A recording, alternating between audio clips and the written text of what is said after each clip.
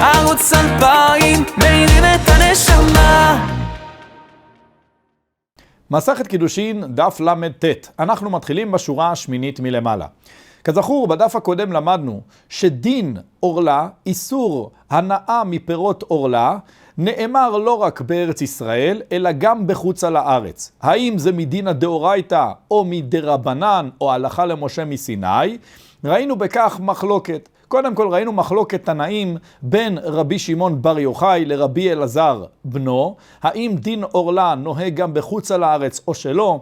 אליבא דרבי שמעון בר יוחאי נוהג בחוץ על הארץ, ואת זה למדים מקל וחומר יחד עם כלי הכרם מאיסור חדש שנוהג בחוץ על הארץ, משמע מדבר רבי שמעון בר יוחאי שזהו דבר תורה.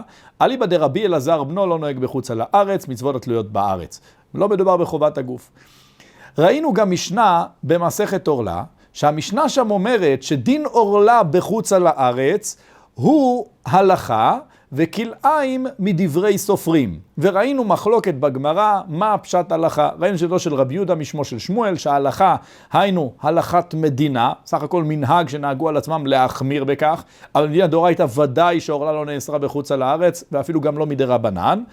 וראינו את שיטת רבי יוחנן, אולה משמו של רבי יוחנן, שהוא אומר שדין עורלה בחוץ על הארץ זו הלכה למשה מסיני, וראינו את מה שהקשה אולה על דברי רבי יהודה ואת הביאור של הדברים. בכל אופן, עד עתה אנחנו מבינים שעורלה היא אסורה בחוץ על הארץ. דין ספק עורלה כמובן שמותר, גם אליבא דמאן דאמר הלכה למשה מסיני, מלבד רבי שמעון בר יוחאי שספק הדאורייתא לחומרה, אבל הלכה למשה מסיני גם כן זה סיבה לבוא ולומר שבעצם ההלכה נאמר גם כן להקל בספק, שאנחנו נראה בהמשך. אבל עורלה בכל אופן היא אסורה בחוץ על הארץ. אם זה ודאי עורלה, זה אסור בחוץ על הארץ. ראינו את האפשרות של ליטול מאדם שכתב, דן שהתעורר אצלו הספק, שזה ודאי שקיים, אליבא דכולי עלמא, ראינו את המשנה במסכת עורלה. כעת באה הגמרא מביאה דעה נוספת בעניין עורלה בחוץ על הארץ.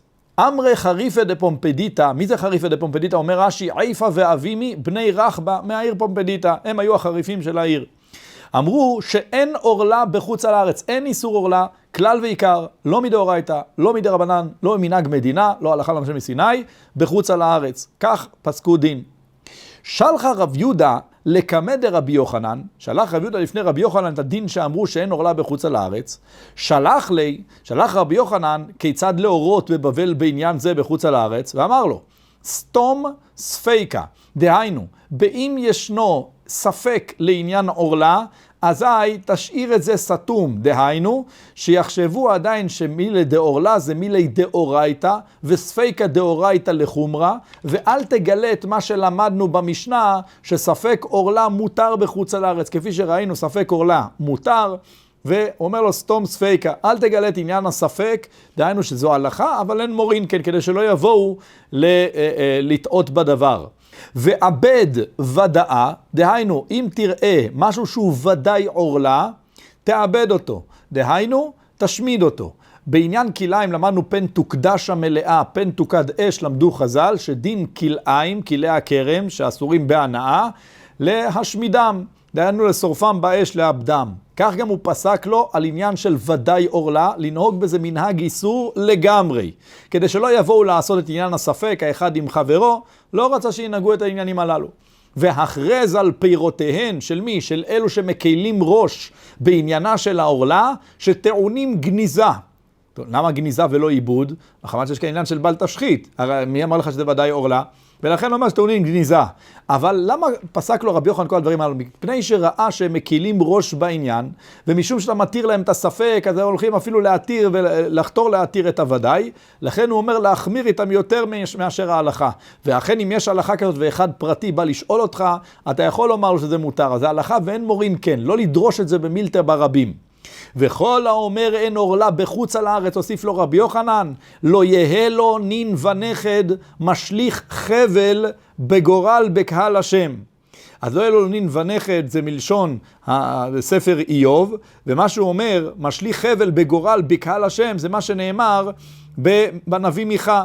כתוב בנביא מיכה, לכן לא יהיה לך משליך חבל בגורל בקהל השם. מה זה חבל בגורל בקהל השם? אנחנו מדברים על עניין תפיסת הנחלות בארץ ישראל, שבזמנם היו מודדים נחלות, היו מודדים קרקעות על ידי חבלים. אז לא יהיה לך חבל בגורל בקהל השם, ארץ ישראל שניתנה בגורל בקהל השם, לך לא יהיה חלק ונחלה. אז כך אומר רבי יוחנן, מי שמורה כמו עיפה ואבימי, כך בחוץ על הארץ, לומר שאין עורלה בחוץ על הארץ, כך יהיה איתו, לא יהיה לו נין ונכד, יענו שלא יקבלו ירושה בארץ ישראל. והנה מברר את הגמרא אם כל כך חמור העניין, ולא מורים כך, ורבי יוחנן אפילו קילל על כך, כמן סברוע, כמי הם סוברים עיפה ואבימי בני רחבה בפומפדיטה, כמי הם סוברים שאין עורלה בחוץ על הארץ. לא ראינו עד עתה תנא כזה שאומר שאין עורלה כלל ועיקר, ראינו או דאורייתא או הלכה. עונה הגמרא כי דתניא מה שנאמר בברייתא, רבי אלעזר ברבי יוסי אומר משום רבי יוסי בן דור מסקה מהעיר דמשק, שאמר משום רבי יוסי הגילי, שאמר משום רבי יוחנן בן נורי, שאמר משום רבי אליעזר הגדול הוא רבי אליעזר בן הורקנוס, אין עורלה בחוץ על הארץ. מפורשות שיטתו של רבי אליעזר בן הורקנוס, אין עורלה, אין דין עורלה בחוץ לארץ. שואלת הגמרא, ולא, וכי רבי אליעזר סובר שאין דין עורלה בחוץ לארץ. וענן תנן, הרי למדנו בדברי המשנה שלנו, רבי אליעזר אומר, אף החדש. ראינו את שיטת תנא קמא. תנא קמא אומר, לא רק מצוות שהן חובת הגוף נוהגים בארץ ובחוץ על הארץ, אלא אף העורלה והכיליים, למרות שהן תלויות קרקע, בכל אופן נוהגות בין בארץ ובחוץ על הארץ.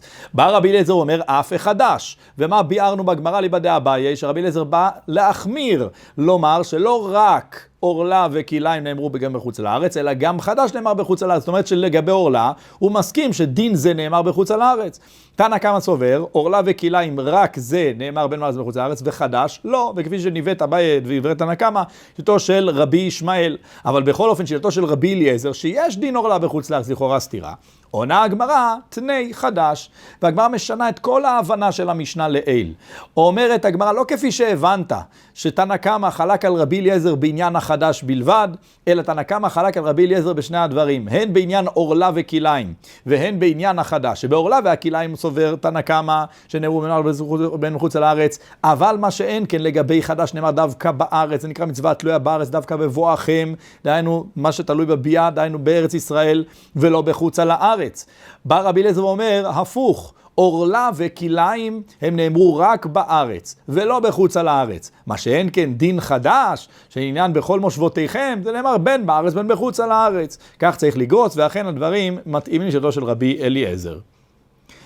אומרת הגמרא, רבי יאסי אמר רבי יוחנן, עורלה בחוץ על הארץ, הלכה למשה מסיני, כפי שאולה אמר בעמוד הקודם, משמו של רבי יוחנן, כך גם רב אסי, תלמידו של רבי יוחנן, אומר בשמו של רבי יוחנן, עורלה בחוץ על הארץ, זה הלכה למשה מסיני. אומר לרב זרע לרב אסי, איך ייתכן לומר שעורלה בחוץ על הארץ זו הלכה למשה מסיני, דהיינו זה מדינא דאורייתא. הרי זה מדינא דאורייתא, ספקא דאורייתא לחומרא ואתנן, כך צריך לגרוס משנה בעורלה, אותה משנה שהבאנו בעמוד הקודם, ספק עורלה בארץ אסור, בארץ ישראל אסור, ספקא דאורייתא לחומרא. בסוריה, כיבוש יחיד, כפי שאמרנו בשמי כיבוש, מותר. בחוץ על הארץ עוד יותר מסוריה. אמרנו יורד ולוקח, דהיינו קונה מהגוי, ורק שהוא לא יראה מאיפה הוא לוקט. אבל הרעיון שספק עורלה אתה מתיר בחוץ על הארץ. איך ייתכן? הרי ספקא דאורייתא לחומרא, אלא משהו שלא כדבריך, כי הרי הלכה למשה מסיני זה דאורייתא. אומרת הגמרא, ישתומם כשחד, הוא קצת נבהל מהשאלה, והוא באמת לא ידע, התבלבל ולא ענה לו דבר, שתק, שעה אחת.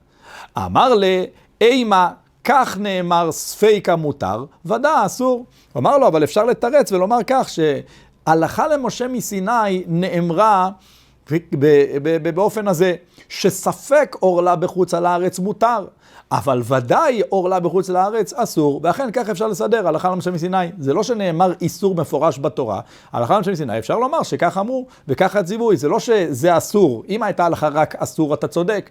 אם זה רק אסור, אז ספק שלא זה ספק הדאורייתא לחומרא. אני חושב שחלק מההלכה למשה מסיני, חלק מאותה הוראה שקיבלנו מרבותינו, זה שספקה מותר, אז כמובן שספקה מותר, מצוין. מביא הגמרא מימרה נוספת, בשמו של רבי יוחנן, אמר רב אסי אמר רבי יוחנן, לוקין על הכלאיים דבר תורה, דהיינו שכלאיים בחוץ על הארץ, דינם מדאורייתא, ואדם העובר על כלאיים בחוץ על הארץ, לוקה עליהם. אמר לרבי אלעזר ברבי יוסי, וענן תנן, למדנו מפורשות במשנה בעורלה, בעמוד הקודם הבאנו את זה. הכלאיים מדברי סופרים, דין כלאיים בחוץ לארץ זה מדברי סופרים, דהיינו מדרבנן. איך ילקו על כך? זה לא מדין דאורייתא. עונה הגמרא לא קשה, יש הבדל. כאן בכלאי הכרם, כאן בהרכבת האילן. יש הבדל, הרי כלאיים זה לא רק דבר אחד. יש כלאי הכרם, יש כלאי זרעים, יש הרכבה בין אילנות, בין אילן לאילן. יש עניין של הרבעת שור וחמור, וכן לחרוש בהם יחדיו, יש עניין של לבישת שעטנז. אז הוא אומר, יש הבדל, הכיליים שם שנאמרו במשנה בעורלה, שאמרנו שמדברי סופרים, מדובר בכילאי הכרם. כילאי הכרם בחוץ לארץ, הנה חינם, זה רק מדרבנן ולא מדאורייתא. אבל מה שאין כן הרכבת האילן, זה מדין הדאורייתא, וזה מה שאמר רבי יוחנן, שאכן לא קין עליו בחוץ לארץ. כדשמואל אומרת הגמרא, כדברה של שמואל, דאמר שמואל, את חוקותיי תשמורו, כך נאמר בפסוק לעניין הכיליים. אנחנו נקרא את כל הפסוק, לא את חוקותיי תשמורו, בהמתך לא תרביע כיליים, שדך לא תזרע כיליים, ובגד כיליים שעטנז לא יעלה עליך. אז מה שנאמר, את חוקותיי תשמורו, לא נאמר, ושמרתם את חוקותיי. כתוב, את חוקותיי, הקדמת את החוקים לשמירה. משמע משם, חוקים שחקקתי לך כבר. דהיינו שהיו אסורים עוד לפני מתן תורה, לבני נוח. איזה חוקים? אותם החוקים של הכיליים. וכך יש לנו לבוא וללמוד, ולמעשה זה מתבסס על הגמרא, מסכת סנהדרין, שם יש ברייתא בעניין הזה, שם אנחנו אומרים שאכן בני נוח, הם הוזהרו על עניין של הרבעת בהמה כלאיים, ועל עניין של הרכבת האילן, שהם היו אסורים בזה. והם היו מותרים בכלאי הכרם, בלבישת שעטנז, ודברים כאלה, כלאי זרעים, היו מותרים. אבל מה זה החוקים שחקקתי? חוקותיי מיעוט רבים שניים, עניין של הרבעת כלאיים בבהמות, עניין של הרכבת האילנות. וזה חוקים שכבר חגגתי לך כבר. בהמתך לא תרביע כלאיים, שדך לא תזרע. כך נאמר שם בתורה. מה בהמתך יש לנו לבוא ולהקיש בהמה לשדה? מה בהמתך בארבעה, אף שדך בהרכבה? ואלו שני החוקים שכבר חקקתי לך כבר, עניין של ארבעת בהמה, והשדה שזה בהרכבה, דהיינו הרכבה של שני מיני אילנות. ולמעשה בשניהם יש עניין של הוצאת פרי. בבהמה יש את הוולד שהן מולידות, המולידה הבהמה אחרי אותה הבעילה, וכמו כן בעניין שדה בין ההרכבה, אחר הרכבה בין האילנות, הם מוציאים פירות. לא שאנחנו אומרים שהבהמה שנולדת היא אסורה והפירות אסורים. זה נאמר רק בכלאי הכרם שאסורים על הנאה, פן תוקדש המלאה, פן תוקד אש, אבל בעניין זה לא שהוולד אסור, אבל העניין שאלו החוקים שנאמרו קודם לכן, שהאיסורים הללו כבר נאמרו לבני נוח. ומה בהמתך נוהג בין בארץ בין בחוץ על הארץ, אני מדיע עכשיו מבהמה לשדה, דהיינו בבהמה זה עניין שיכול להיות בכל מקום, זה לא דבר שהוא צמוד קרקע. אף שדך נוהג בין בארץ בין בחוץ על הארץ, גם לעניין שדך. ואיזה שדה מדובר? בהכרח זה לא זריעה בשדה בכל דבר ודבר, דהיינו דבר שתלוי בארץ ישראל, אלא עניין של הרכבה בין אילנות. אז למעשה משום שאנחנו למדים את זה, אנחנו הרי רואים משם מפורשות שדין הכלאיים, דין כלאי הרכבת העץ, זה מדאורייתא ולא רק לעם ישראל, אלא ניתן גם לבני נוח. לכן אפשר לומר שדבריו של רבי יוחנן נאמרו על אותם הכלאיים, דהיינו הרכבה בין עצים, ודברי המשנה שם מדברי סופרים, דיברה לגבי כלאיים רגילים. שואלת הגמרא, ואלא הכתיב שדך, אבל עדיין כתוב שדך, איך אתה למד שמדובר בעץ, בהרכבה בין עצים, שזה לא צמוד קרקע, לא תלוי בשדה. הרי כתוב שם שדה, שדך, איך תסביר את זה?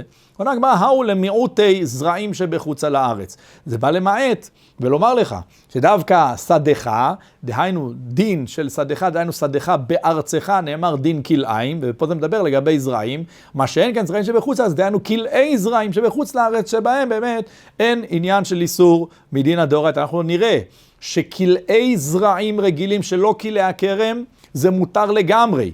אין אפילו איסור מדברי סופרים. כלאי הכרם יש איסור רק מדברי סופרים מדרבנן.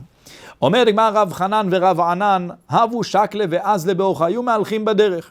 חזיו לאהו גברא דקזרע זרעים בהדה הדדה, זרע זרעים יחד, והרי למעשה יש כאן עניין של כלאיים, והם היו נמצאים בחוץ על הארץ, רב חנן ורב ענן. וראו אותו זורע לדוגמה חיטה ושעורה ביחד בהדה הדדה, אמר לניתי מר נשמתה, אומר לו רב ענן לרב חנן, בוא נלך לנדה אותו. הרי אדם שעושה עבירה על דברי דרבנן, מנדים אותו, אם הוא עושה זאת במזיד. אומר ללא חבריתו, אמר לרב חנן לרב ענן, משמע שאתה לא מכיר את ההלכה, היא לא ברורה לך, למה? מחמת שבאמת ההלכה שאין דין כלאי זרעים בחוץ על הארץ, אפילו לא מדרבנן, ודאי אין שום בעיה שעשה זאת במזיד, שיזרע, אין שום בעיה. ותו אומרת הגמרא סיפור נוסף, חזיו לאהו גברא, כשהיו מהלכים בדרך רב חנן ורב ענן, ראו אדם מסוים, דקזרע חיטה ושערי בי גופני. שם הוא זרע כלאי הכרם, דהיינו חיטה ושעורה יחד במקום הגפן. כידוע כלאי הכרם אסור לזרוע תוך 6 טפחים מגפן יחידה, או תוך 400 מהכרם. אם זורעים אותם שמה בסמוך, זה כבר נקרא כלאי הכרם. סובר רבי יושיע שבמפולת יד, דהיינו זריעתם של חיטה ושעורה יחד עם החרצן של הגפן, אז הוא עובר על כלאי הכרם. אם הוא רק זרע אותם בפני עצמם, זה משהו אחר, ולא עובר. אבל בכל אופן, כאן הוא זרע את כולם יחד. הוא אומר לו, ניתי מר נשמתי, אומר לו רב ענן לרב חנן, בוא ננדה אותו. יש פה חוץ על הארץ, כלאי הכרם, הרי ודאי שנאסר מדברי סופרים, מדי רבנן, אז בוא ננדה אותו על כך שהוא עושה זאת. אמר לו צהריתו, לא ברור לך עניין פסיקת ההלכה. זה ההבדל בין לא חברית או לא צהרית. לא חברית או לא, אתה לא יודע כלום, זאת אומרת, לא יודע את ההלכה. אבל לא צהרית, זאת אומרת, אתה יודע שיש מחלוקת, כנראה, ואתה לא יודע כמי נפסק ההלכה. הלא לא קאי מלן, כרבי הושעיה דאמר, עד שיזרע חיטה ושעורה וחרצן מהמפולת יד, וכי אנו לא פוסקים ההלכה כשיטתו של רבי הושעיה בעניין הזה, שמתי אדם עובר על כלאי הכרם, כשיזרע יחד את החיטה, שעורה וחרצן, שזה הגרעין של הענב, שזה הזרע למעשה של הגפן, במפולת יד. כך אדם עובר על כרמך לא תזרע כלאיים, כפי שרש"י מביא את טעמו של רבי הושעיה, כרמך זה אחד, זה הכרם, זה החרצן, לא תזרע כלאיים, כלאיים זה עוד שני מינים, דהיינו חיטה ושעורה, שיחד הוא עובר על עניין של כלאי הכרם. מה זה תשאל אותי, אז החיטה ושעורה גם לבד אני לא עובר על כלאיים, זה כלאיים רגילים. אז קודם כל אין דין כלאיים בחוץ לארץ, אז זה ודאי שאין מה לדון על כך. וכמו כן, גם מובן שגם עד כמה שיש דין כלאיים, גם בארץ, אבל מה שיצמח מכלאיים רגילים הוא לא אסור בהנאה, אז מותר אפילו באכילה. מה שיצמח מכלאי הכרם הוא אסור גם כן בהנאה. אז זה ההבדל ביניהם. אז למעשה בא רבי הושעיה ואומר שלא די שתזרע רק זרע אחד מין אחר, לדוגמה חיטה, עם החרצן, אלא צריך את שלושתם ובמפולת יד, דהיינו לזרוע את כולם יחד באותה הזריעה, ועד שלא עשית זאת לא עברת על איסור, וכך נפסקת ההלכה. ואם לא עברת על איסור, אם לא עשית זאת, והוא באמת לא עשה זאת, אלא רק זרע את החיטה והשעורה בי גופני, אז המקסימום שאתה יכול לדבר איתו זה על כלאיים רגילים. כלאיים רגילים, אין לך דין בחוץ על הארץ. אלא מה אתה רוצה? כלאי הכרם? כלאי הכרם הוא לא עובר משום שיטתו של רבי הושעיה. כך ענה לו רב חנן לרב ענן. אומרת הגמרא, רב יוסף מערב בזרני וזרע. רב יוסף בזמן שהיה זורע את שדהו, היה מערב זרעים שונים וזורע אותם יחד. אמר לאביי, והענן תנן הכלאיים מדברי סופרים, הרי אסור לזרוע כלאיים מדרבנן בחוץ על הארץ. איך אתה נכון שאתה נמצא בחוץ על הארץ? אבל שואל אותה אביי, שהיה תלמידו אגב של רב יוסף, איך ייתכן שככה אתה פוסק? הרי המשנה מפורשת במסכת עורלה שכלאיים בחוץ לארץ אסורים מדרבנן. הוא אמר ללא קשיא, כאן בכלאי הכרם, כאן בכלאי זרעים, מה שאמרה המשנה זה לגבי כלאי הכרם. כלאי הכרם, נכון, אסורים דברי סופרים בחוץ לארץ, כפי שביארנו, אבל כלאי זרעים, אין שום בעיה, הם באמת מותרים בחוץ על הארץ לגמרי, ואין מי שחולק. הוא מבאר רב יוסף את דבריו, כלאי הכרם, בארץ אסורים בהנאה, הרי כלאי הכרם, מה שמופק מהם, מה שצומח מכלאי הכרם, אסור בהנאה, פן תוקדש המלאה, תוקד אש, צריך לאבד את זה. אז משום שיש כזו חומרה על כלאי הכרם, לכן בחוץ לארץ נמי גזרו באור רבנן. אבל כלאי זרעים, בארץ לא אסירי בהנאה, אין כזו חומרה שאם צמח משהו מכלאי זרעים, הם לא אסורים בהנאה, רק המעשה אסור, לכן בחוץ לארץ נמי לא גזרו באור רבנן. אבל אומרת הגמרא, הדר אמר רב יוסף, לאו מילתאי דאמרי. לא דבר נכון הוא מה שאמרתי, שאין כלל דין כלאיים, כלאי זרעים בחוץ על הארץ. למה? כי אני רואה דעה שאומרת שלא כך, כך הוא חשב. דרב זרע גינתה, דבי רב, כך הוא זרע את הגינה החקלאית של בית המדרש שלו, של התלמידים, של הישיבה, משערי שערי. דהיינו, עשה אותה ערוגות ערוגות. מה הייתה מה? למה עושה את זה ערוגות ערוגות? דהיינו כל ערוגה מין אחר של ירק. מהי הסיבה? לאו משום עירוב. דהיינו שהוא חשש לערב אותם יחד ועירובי כלאיים. ויש כאן בעיה של עירוב, שאם הוא יערב אותם יחד, הוא עושה כאן כלאי זרעים, וכלאי זרעים אסורים גם בחוץ על הארץ. כך חשב רב יוסף. אבל בא אביי והרגיע את מצפונו של רב יוסף, אמר לאביי, בישלמה איש מעינן 4 על 4 רוחות, הערוגה ואחת באמצע שפיר. אם הייתי שומע שרב היה באמת נוקט באותה השיטה כיצד לגדל את המינים ולהינצל מכלאיים, כפי שמופיע במסכת שבת, מסכת כלאיים במשנה, דהיינו שאתה זורע את הערוגות, כל ערוגה מרוח אחרת, זאת אומרת כל רוח אתה זורע מין אחר של זרעים, ועוד מין זרע באמצע, שככה אתה גם חוסך מקום וגם אתה נמנע מהכלאיים. אם כך היה רב עושה, אז שפיר הייתי מוכיח שאכן אסור לזרוע כלאיים בחוץ על הארץ. אלא להכה משום נוי. כאן, כשאני רואה שהוא זרע אותם בשורות, את הערוגות הוא עשה כך וסידר אותם אחת ליד השנייה, וכל מין בערוגה אחרת, אז פה אני מבין שהוא לא התכוון להינצל מכלאיים, אלא עשה זאת בשביל נוי. זה רק נראה יותר יפה, שפה הפלפלים גודלים לבד, פה העגבניות, פה המלפפונים, זה הכל. ואינמי, או משום תירחא דשמאי, משום טרחת השמש, ישלחו את השמש מהמטבח להביא מלפפונים. עכשיו אם תזרע את הכל ביחד, הוא צריך לחפש, ללקוט מפה, לעבור לשם. אם הכל בערוגה אחת, יותר קל לו לדעת איפה זה המלפפונים, זה העגבניות, זה חצילים וכולי, אז יותר קל לו. ולכן הוא סידר את זה ככה. אז אומר אביי לרב יוסף, תנוח דעתך, שבוודאי שעניין של כלאי זרעים בחוץ על הארץ, אין מי שאוסר. כל מה שעשו זה עניין כלאי הכרם מדרבנן. אגב, גם לגבי כלאי הכרם, באמת נחלקו הדעות, מה נחשב כלאי הכרם? האם רק עניין של 5 מיני דגן, כנבוס, לוף, דברים כאלו, שיחד עם הכרם, זה נחשב יחד עם הגפנים, זה נחשב כלאי הכרם, או גם שאר מיני ירק, נחלקו בכך הדעות, אליבא דהלכתא. אומרת המשנה, כל העושה מצווה אחת מטיבין לו, ומאריכין לו ימיו ונאכל את הארץ. אז אני מבין מטיבין לו בעולם הזה. מאריכין לו ימיו ונאכל את הארץ. אז מאריכין לו ימיו זה גם כן אריכות ימים. נאכל את הארץ, דהיינו את העולם הבא. וכל שאינו עושה מצווה אחת, אין מטיבין לו ואין מאריכין לו ימיו ואינו נאכל את הארץ. אז אני מבין שעשיית מצווה אחת, כמוה, כאילו הוא עשה את כל דברי התורה.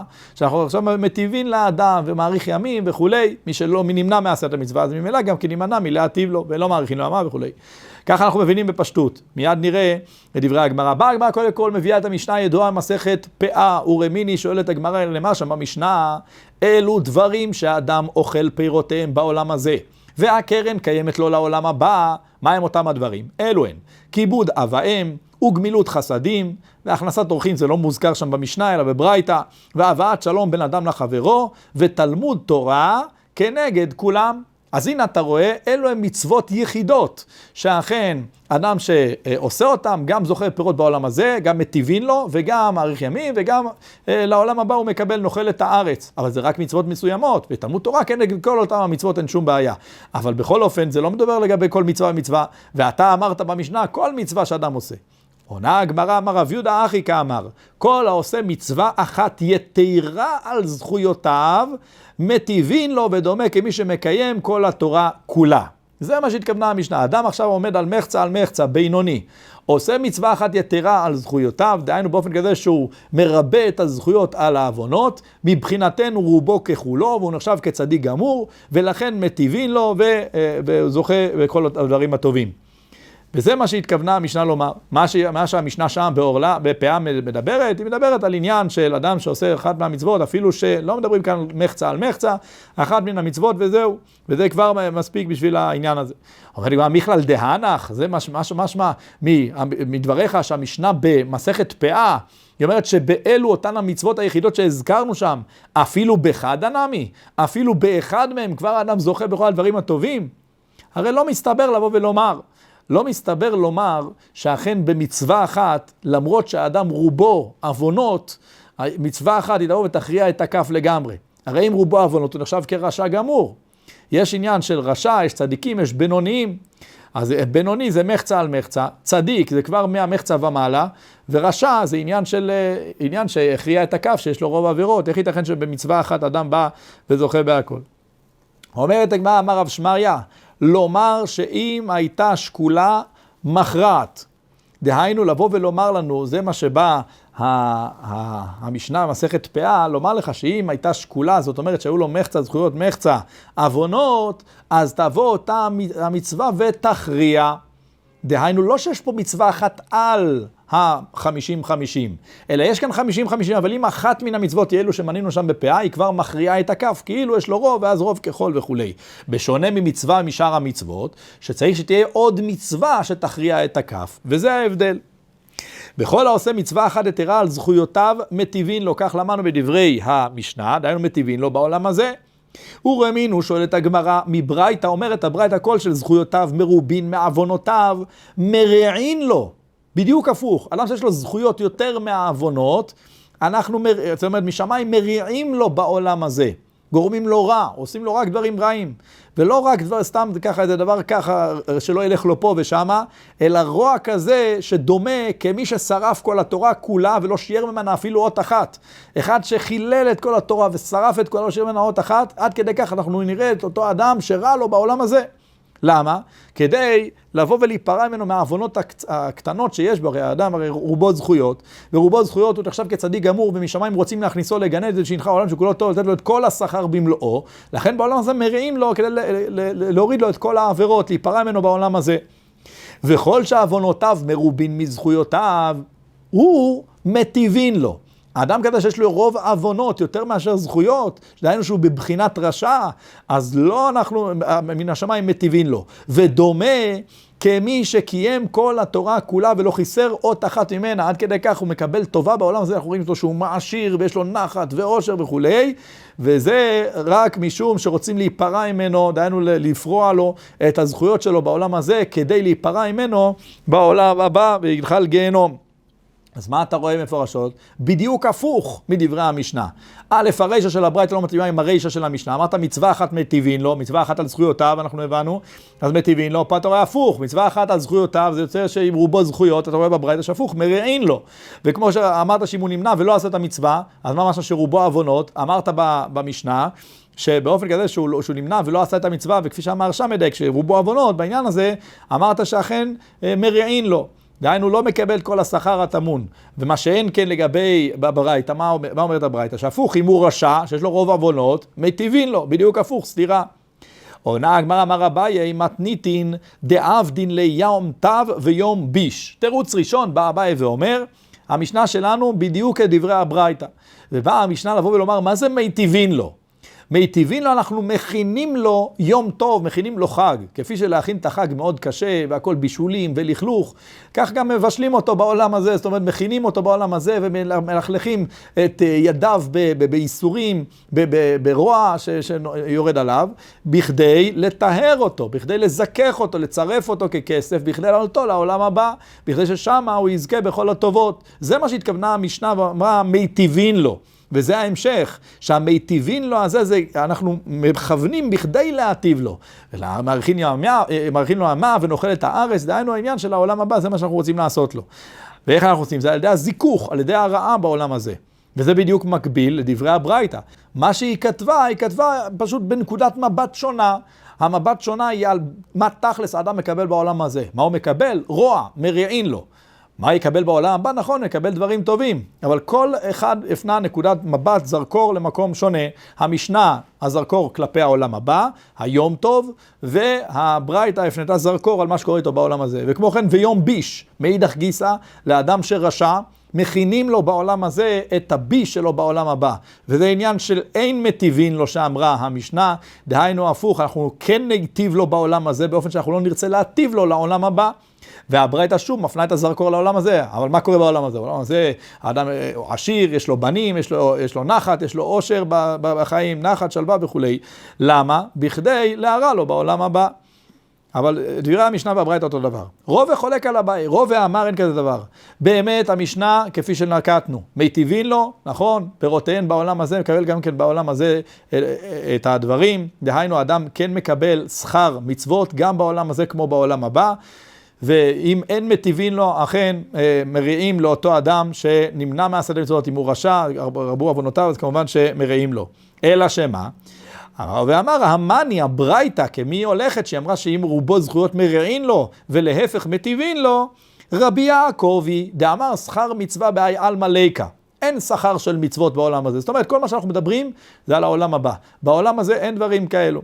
ואז ממילא, אדם עושה מצווה, מחכה לטוב, הטוב שלך צפון לעולם הבא. בעולם הזה לא תקבל טוב. וזה דברי הברייתא כרבי יעקב, ולכן מרעין לו בעולם הזה. אדם שעשה רע, הרע שלך גם צפון לעולם הבא. הטוב שאתה מקבל כאן זה לא קשור לשום דבר, זה לא בגלל שעשית המצוות. הפוך, אנחנו רוצים להיפרע ממך. וזה מה כשיטתו של רבי יעקב. דאמר, שכר מצווה באי עלמא ליקא.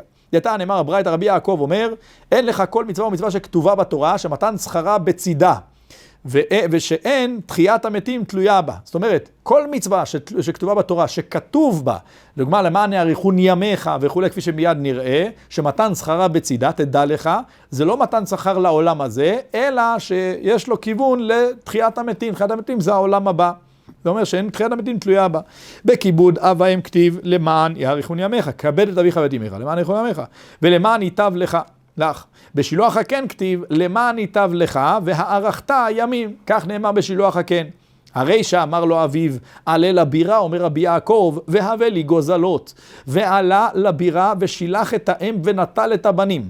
מדובר כאן בבן שעשה שתי מצוות יחד, גם מצוות כיבוד הורים, שעליה נאמר שייטב לו והאריך ימים, וכמו כן לעניין שילוח הקן, שגם לגבי זה נאמר שיאריך ימים וייטב לו.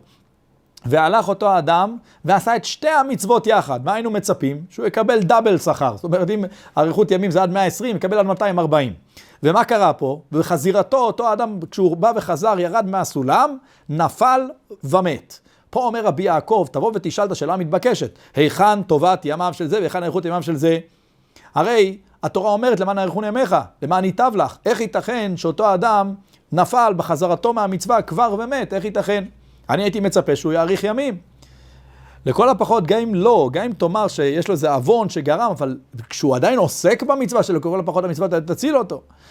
אלא בוודאי אומר רבי יעקב, למען ייטב לך לעולם שכולו טוב, ולמען יאריכון ימיך לעולם שכולו ארוך. תשאל אותי למה צריך את שניהם, עולם שכולו טוב, עולם שכולו ארוך, שניהם העולם הבא. אלא לא, כמובן שרבי יעקב לומד כמו דעת החולקים, הרי דעת החולקים שסוברים, זה המשנה בפאה למעשה, שאוכל פירותיהם בעולם הזה, והכן קיימת לעולם הבא, דיינו ששכר בעיה על מה? איקה, ולא כרבי יעקב שאומר ליקה. גם שם המשנה בפאה למדה זאת בדיוק מאותם הדברים, למען ייטב לך וארכת ימים. מה זה למען ייטב לך וארכת ימים? למען ייטב לך בעולם הזה, שתקבל פירות בעולם הזה, וארכת ימים לעולם הבא.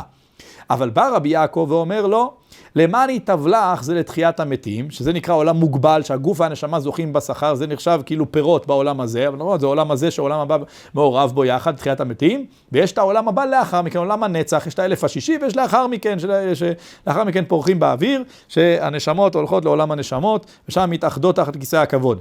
וזה עניין, זה עולם שכולו ארוך, לנצח נצחים, וזה ההבדל ביניהם, יש יאריכון ימיך, ויש למען ייטב לך. שואלת הגמרא, ודילמה עליו החייבה, מניין לרבי יעקב שאכן יכול לקרות מקרה כזה, שהאדם בא ועושה את המצוות הללו, שתי המצוות הללו, וחזרתו נופל ומת, שאז הוא מקשה את כל מה שהוא מקשה, והוא מוכיח את כל הראייה שלו. מי אמר לך שיש כזה דבר? עונה הגמרא, רבי יעקב מעשה חזה, הוא ראה מעשה בדיוק אותו העניין, שהבן חזר, נפל ומת. שואלת הגמרא, ודילמה מערער בעבירה, אולי אותו האדם, הוא היה מהרהר בעבירה, וזוהי הסיבה שעד כמה שהוא ירהר בעבירה, הקדוש ברוך הוא צירפה למעשה כאילו עשה מעשה, ובדרך חזור הוא כבר כאילו לא עוסק במצווה, ומכוח העבירה הוא נפל ומת. המצווה לא הצילה אותו. עונה הגמרא, מחשבה רעה, אין הקדוש ברוך הוא מצרפה למעשה כידוע. מחשבה טובה מצרפה למעשה, מחשבה רעה, הקדוש ברוך הוא במידת החסד, הוא לא מצרף את המחשבה רעה למעשה. שואלת הגמרא, אבל עדיין, ודילמה מערער בעבודת כוכבים, אולי הוא ירער בעבודה זרה, והרי כידוע כפי שמבאר המאירי, עבודת כוכבים משום שכל עיקרה ומשכנה זה בלב ובדעת, כי הרי כל העניין זה חסרון האמונה בקדוש ברוך הוא, והביטחון והאמונה של אותו אדם באלוהים אחרים וזרים, אז הכל זה תלוי במחשבה, לכן גם המחשבה זה חלק מהמעשה.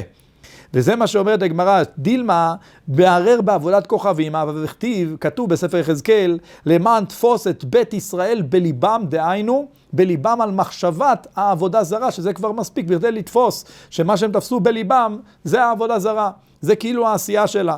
אז זה מחשב העבודה זרה, כאילו הוא עשה אותה, אז אנחנו אולי משום המחשבת עבודה זרה, לכן הוא נפל ומת. עונה הגמרא, אתה צודק, אבל אי הוא נמי אחי כאמר, זה בדיוק מה שהוא התכוון לומר. אי סל כדתך שכר מצווה בהי עלמא, אמי לא אגיד מצוות עלי, כי היכי דלא ליתא לידי ערעור.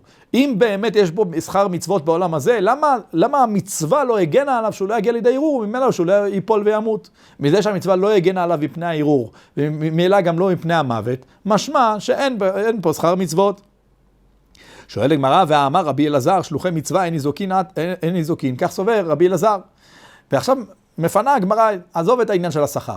עזוב, אין שכר במצווה נניח. אבל למה שהוא לא ינצל אותו האדם, איך בכלל הוא מת בחזרתו? רבי אליעזר אומר, שלוחי מצווה אין ניזוקין, והוא היה כאן שליח מצווה. אם הוא היה שליח מצווה, אז הוא לא היה אמור למות. איך הוא מת? עונה הגמרא, צריך לומר, הטם בהליכתם שני. רבי אלעזר אומר שבהליכתם לא ניזוקין. הולכים לעשות את המצווה, אז השם לא מפריע לך לעשות את המצווה, ושומר עליך בדרך נס שלא תינזק. אבל בחזרה, כן תינזק, ופה מדובר בחזרתו, שאכן הוא ניזוק. שואלים כאן, הרי מה זאת אומרת בחזרתו? זה לא חזרתו, גם החזרה זה הליכה כאן. הרי אבא שלו ציווה להביא לו עופות, והוא הלך עשה שילוח הקן, אז הוא לא גמר את המצווה של כיבוד הורים. של שילוח הקן, כן, שילח את האם, לקח את הבנים. אבל עדיין הוא צריך להחזיר אותם לאבא, אז הוא עדיין תוך כדי המצווה של כיבוד הורים. אז מהי הסיבה שתאמר שזה לא נחשב בהליכתן, הוא עדיין בהליכתן, הוא לא בחזרתן. אז אכן מבארים שאכן מבחינה זו, אפשר לומר שהוא שלח, אחרי שהוא שילח את האם, לקח את הבנים והגוזלים, הוא כבר זרק אותם למטה לאבא שלו. ועכשיו שהוא חוזר חזרה, הוא חוזר בלי כלום בידיו, הוא כבר לא עושה בכך כיבוד הורים. ואכן יש כעניין של בחזרה. כך מבארים. מופיע בתוספות ריד ועוד ראשונים. טוב, אומרת הגמרא, ואמר רבי אלעזר, שלוחי מצווה אינן ניזוקין לא בהליכתן ולא בחזירתן. עדיין, לתרץ ולומר שמדובר כאן בחזרתו ולכן הוא מת, זה גם לא מסתדר. כי רבי אלעזר אמר לא בהליכתן ולא בחזירתן לא אמורים להינזק. וגם בחזרתו המצווה משוחחת ומגינה עליו. אז איך הוא מת? עונה הגמרא סולם רעוע הווה, דקביע אזקה. יש שם היה סולם רעוע ועל הסולם הזה הוא עמד, ומשום שקבוע אזקו של אותו הסולם, מדובר כאן בסכנת נפשות, והרי אין סומכים על הנס, משום שהוא שמח על הנס, פה הנס לא הציל אותו. וכל היכא דקביע אזקה, לא סמכין על הנס, לא סומכין על הנס. דכתיב, כדאמר בפסוק, שהקדוש ברוך הוא אמר לשמואל הנביא ללכת למשוח את דוד המלך למלך, וזה היה עדיין תחת הנהגתו של שאול המלך. הרי יש כאן עניין של מורד במלכות, אז חשש שמואל הנביא שימצא אותו שאול המלך ויהרוג אותו, ויאמר שמואל, איך אלך ושמע שאול והרגני? אני לא יכול ללכת, שאול יהרוג אותי, יש כאן סכנת נפשות. מה הבעיה? תשאל, הרי שמואל הנביא יכול לסמוך על הנס, הקדוש ברוך הוא ציווה אותך, ודאי שהקדוש ברוך הוא יפתח לך את כל הדרכים בכדי להגיע אליו ושאול לא יהרוג אותך. אלא בוודאי שלא סומכים על הנס, ולכן הקדוש ברוך הוא ייעץ לו עצה, הוא לא אמר אל תדאג אני אציל אותך, לא, הוא לא אמר נשלח לך נס. אמר תגיד לו, ייעץ לו עצה, תגיד לו שאני הולך לזבוח קורבן וכולי. אז בכל אופן, מה אתה רואה שם? שאין סומכים על הנס, וזוהי הסיבה, משום שהיה כאן סולם רעוע, והוא כן שמח על הנס. השם לא ציווה את ברכתו בנס לאותו שלוח מצווה, גם בחזרתו, ולכן הוא נפל ומת. אומרת הגמרא, אמר רב יוסף, אלמלא דרשה אחר, אחר זה אלישע בן אבויה, שהוא היה רבו של רבי מאיר, וכידוע שנה ופירש. שהוא היה תלמיד חכם עצום, והוא פירש, אז אלמלא דרשה אחר להי קרא כרבי יעקב בר ברתה, אם הוא דורש את אותו הפסוק כשתו של רבי יעקב, אותו רבי יעקב שלמדנו, ששכר בעלמא ליקה, שהוא היה בן ביתו של אלישע בן אבויה, לא חטא, הוא לא היה חוטא כלל ועיקר. אומרת הגמרא, ואחר מה הוא? מה היה הסיפור איתו? אומרת הגמרא, איכא דאמרי כי היי גבנה חזה, הוא ראה אותו מקרה שבן אחד שאבא ציווה להביא לו את הגוזלים, עלה למעלה וחזר ומת, נפל בחזרתו. אמר, איך ייתכן? משמע שהכל זה בו במייסס, זאת אומרת היום אין כזה דבר, אין שכר בעולם הזה, אם אין שכר בעולם הזה, אין שכר כלל בעיקר על המצוות וכו' וכו', מרד בהכל ופרק מעצמו עול תורה. אם הוא היה שומע את רבי יעקב, היה מבין ששכר בעיה על ליקה, אבל בעולם הבא איקה. ואיקה דאמרי, לישנא דחוצפיתא מתורגמן חזה. חוצפיתא מתורגמן, אחד מעשרה ראויי מלכות, כידוע היה מתורגמנו של רבן גמליאל דיבנה, מתורגמן בזמנם היו מעמידים הרבנים, כידוע המתורגמן שהיה בא ואומר ברבים בקול רם את הדברים, וחוצפית הוא היה אחד תלמיד חכם עצום, ולשונו דהווה גריר לדבר אחר, הוא ראה את לשונו אחר שהרגו אותו, את חוצפית המתורגמן בדרך מזעזעת, ראה את הלשון שלו שהיא מלחכת באפר, זאת אומרת שבא דבר אחר חזיר, ולקח את הלשון והיה גורר אותה באפר. אמר, פה שהפיק מרגליות ילחך אפר, דהיינו, איך ייתכן? לכל הפחות שכר לימוד תורה המינימלי, זה שלא להציל אותו מכזה דבר, איך ייתכן? אז ולכן נפק חטא, הלך וחטא. אבל איתך עיניים, הוא היה לומד את דבריו של רבי יעקב שכר בעיה על מליקה, היה מבין שהכל טמון לצדיקים לעתיד לבוא. אומרת הגמרא, רמי בר רב טובה בר רב קיסנא לרובה. כך הקשר רב טובה בר קיסנא לרובה שאלה. הרי תנא נאמר במשנה, כל העושה מצווה אחת מטיבין לו, דהיינו, עשה אין, לא עשה לא. כך אומרת המשנה, עשה מצווה מטיבין לו, לא עשה, וזה המשך של המשנה, לא מטיבין לו. שואל עליו הוא האמינו, הרי יש לנו ברייתא, אומרת הברייתא, אם ישב ולא עבר עבירה, נותנים לו שכר כעושה מצווה. אדם ישב, לא עבר עבירה כלל ועיקר. דהיינו, שהוא גם לא עשה מצווה, אבל הוא לא עשה עבירה, מבחינתנו כבר מוסיפים לו זכות בעולם הבא, כאילו הוא עשה מצווה. ואתה אמרת שאם הוא נמנע ולא עשה מצווה, אזי אין מטיבין לו, מהי הסיבה? גם אם הוא נמנע, לא עשה כלום, לא עשה לא עבירה ולא מצווה, נחשב שהוא עבר עוד נדבך, עוד חלק מהחיים שבעולם הזה ללא עבירה, זה כבר מספיק, יש בזה עניין של קידוש השם, וממילא כאילו הוא עשה מצווה. אמר לענה לו, הטעם כגון שבא דבר עבירה לידו וניצול לימנה. יש הבדל. אם הוא סתם ישב ולא עשה מצווה, וגם לא עשה עבירה, זה לא סיבה לבוא ולומר שכאילו הוא עשה מצווה. ואכן המשנה שלנו עוסקת באדם כזה שסתם לא היה לו איזו עבירה שהזדמנה לידו, הוא גם לא עשה מצווה, זה לא נחשב כאילו עשית מצווה. אבל מה שאין כן, אם באה עבירה לידו, והוא ניצול מהעבירה, פה הרמה שלו כאילו הוא קיים מצווה. אפילו שהוא לא קיים כזה מצווה, אבל הוא כאילו קיים מצווה, כי הוא נמנע, הוא אילץ את עצמו להימנע מאותה העבירה. כי רבי חנינא בר פפי, מספרת הגמרא, תבעת היי מטרוניתא, תבעה אותו לדבר עבירה, איזה גויה אחת. אמר מילתא, ומה לנפשה שיחנא וקיבה. הוא אמר איזשהו דבר כישוף, ודבר כישוף בכדי לנצל מן החטא, זה מותר, התירו חכמים, והוא אמר זאת בכדי למלות את גופו שכין ופצעים ומוגלה, וכך באמת קרה. בכל אופן, היא עבדה היא מילתא ואיצי. עשתה היא גם כן כישוף, והוא נרפא מהכל, היא לא ויתרה לו. רק תשע באו ביבנה, הלך, תמן את עצמו, התחבא מפניה באיזה בית מרחץ אחד, דחייבו איילין ביטרן, אפילו ביממה הבו מתזקי, שאפילו שנכנסים שם שני אנשים, ואפילו ביום, למרות שהמזיקים מזיקים רק יחידי בלילה, אפילו שני אנשים, ואפילו ביום נכנסים שם, היו ניזוקים, עד כדי כך, מקום שהמזיקים שורצים שם, והוא לא ניזוק. למחר אמרו לרבנן, מה נטרח, מי שמר אותך? אמר לו שני נושאי קיסר שמרוני. יש אומרים נושאי או קושאי קיסר, דהיינו העבדים של הקיסר, זה לא משנה הרעיון, כל אלו שמרוני כל הלילה, שמרו אותי שמה, כדי שלא ינזק. הקדוש ברוך הוא שלח לו מלאכים שיבואו וישמרו עליו. אז הם עכשיו הבינו, אמרו לי שמא דבר ערווה בא לידך וניצלת ממנו, לא ידעו את כל הסיפור, רק ראו אותו יוצא מבית המרחץ בבוקר, אמרו איך לא ניזוקת, אז אמרו מסתבר שדבר ערווה הגיע לידך וניצלת ממנו, ועל ידי זה הייתה לך הצלה גדולה. דתנינא כך למדנו, כל הבא לדבר ערווה לידו וניצל הימנו, עושין לו נס, וזה בדיוק מה שקרה איתך, שאכן דבר ערווה בא לידך, ניצלת, וזו הסיבה שעשו לך נס. אז כפי שראינו, לא רק שאדם ניצל מעבירה, זה כאילו הוא עשה מצווה, כאשר מדובר בדבר ערווה, גם כן הוא זכאי לעשיית ניסים, עושים לו נס. האדם שניצל לדבר ערווה, דהיינו הוא יכול לראות איזה דבר מסוים שאסור לו וכדומה, והוא ניצל ממנו, באותו רגע יכולים לעשות לו ניסים. זאת אומרת, יש לאדם את האפשרות, כך אומרים, שיכול לבקש משהו ולקבל באותו זמן, עכשיו הוא נמצא מעל הטבע. אותו אדם הוא התעלה מעל עצמו, הוא נמצא מעל הטבע, תבקש משהו תקבל, יכול לעשות לך ניסים רבים. וגם אם היית נכנס לדבר סכנה, הקדוש ברוך הוא יציל אותך בזכות אותו העניין. עד כאן מסכת קידושין, דף ל"ט.